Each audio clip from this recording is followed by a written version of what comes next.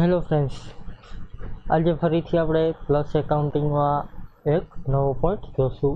Friends, આજનો આપણો point છે કે આપણે ઇન્ટરેસ્ટ કઈ રીતે આપવું. એટલે કે ધંધાનો માલિક કેપિટલ એકાઉન્ટ જે છે, અથવા તો તમે કોઈને ધંધામાંથી લોન આપેલી છે તો એને ઇન્ટરેસ્ટ કઈ રીતે ગણવું, અથવા તો કઈ રીતે આપવું, અથવા ઇન્ટરેસ્ટ કઈ રીતે લેવું, તો એનો હવાલો કઈ રીતે પડશે. અહીં એક્ઝામ્પલ તરીકે આપણે લઈ શકીએ કે ધંધાનો માલિક જે છે એ પોતાની પર્સનલ સેવિંગમાંથી કંપનીને લોન આપે છે, તો એ ઇન્ટરેસ્ટ આપણે દર વર્ષે આપવાનું હોય તો એ કઈ રીતનું લેવું. તો સૌપ્રથમ અહીં ડેમો વર્ઝન ખોલી લેશું. હવે ફ્રેન્ડ્સ, ઇન્ટરેસ્ટ આપવા માટે સૌપ્રથમ આપણે એનું સેટઅપ કરવાનું રહેશે. અહીં એકાઉન્ટમાં જશું. તમારે કેપિટલ એકાઉન્ટ જે છે એ સિલેક્ટ કરવાનું રહેશે. અહીં રામભાઈ કેપિટલ એકાઉન્ટમાં છે, એન્ટર આપીશું. અહીં ફ્રેન્ડ્સ તમે નીચે જોશો તો ઇન્ટરેસ્ટ તમને આપેલું છે. અહીં મેં 5% નાખેલું છે, 5% કરીશું.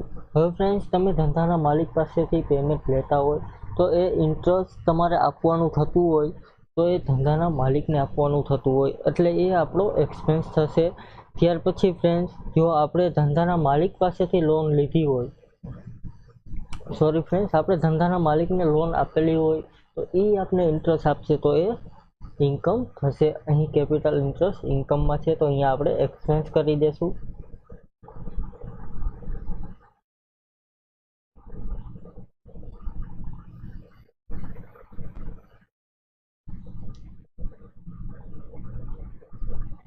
અહીં નવું ખાતું બનાવીશું.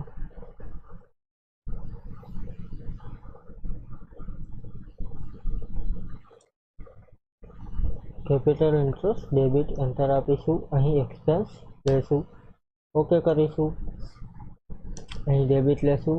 365 દિવસનું ઇન્ટરેસ્ટ છે, અહીં ડેબિટ કરીશું. ત્યાર પછી અહીં ઓકે આપી દેશું. ત્યાર પછી ધંધાના માલિક બીજા છે શ્યામભાઈ, એમાં જશું. અહીં ઇન્ટરેસ્ટમાં જોશું, અહીં 7% લેશું. અહીં કેપિટલ ઇન્ટરેસ્ટ ડેબિટ 365 દિવસ, ત્યાર પછી ડેબિટ, અહીં ઓકે કરી દેશું.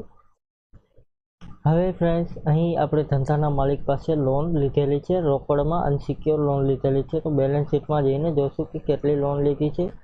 તો અહીં રામભાઈ પાસેથી 1 લાખની લોન લીધી છે અને શ્યામભાઈ પાસેથી 10 લાખની લોન લીધી છે.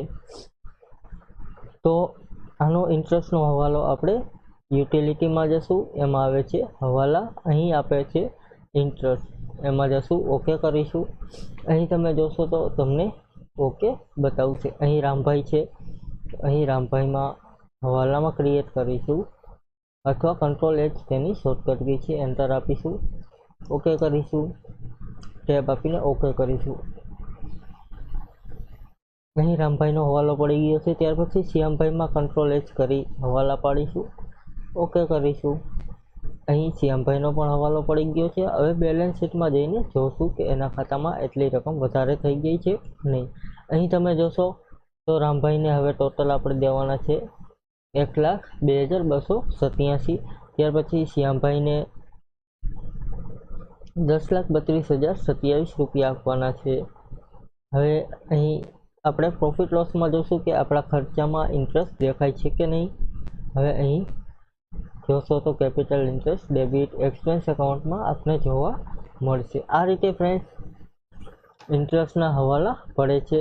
હવે ફ્રેન્ડ્સ, જો તમે ધંધાના માલિકને કંપનીમાંથી પેમેન્ટ આપેલું હોય, એના ઉપર ઇન્ટરેસ્ટ ગણવાનું હોય તો અહીં કેપિટલ ઇન્ટરેસ્ટ ઇન્કમ આવશે, એટલે કે જે એક્સપેન્સ છે એની જગ્યાએ ઇન્કમ આવી જશે અને ધંધાના માલિકના એકાઉન્ટમાંથી એટલું પેમેન્ટ ઘટી જશે.